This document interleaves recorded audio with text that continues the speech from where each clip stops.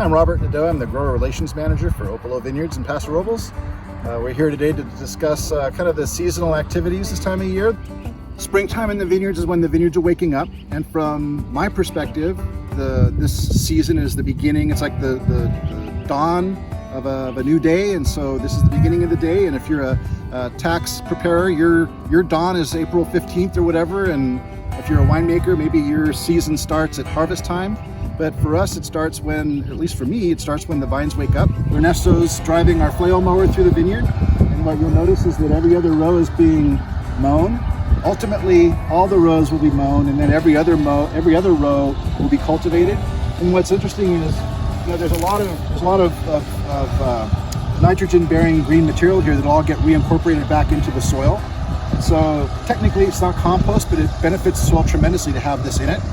The soil is aerated, and essentially it's a soil amendment that's naturally recurring every year. And so it goes to seed, and then next year we'll see the same panoply of plants growing up in the same positions in these rows. And so right now we're in a 25-plus-year-old block of Merlot. We're on the west side of Paso Robles right now, at Opolo's west side vineyard, right next to the tasting room, as a matter of fact. And you'll see the new leaves waking up. The buds burst about 10 days ago.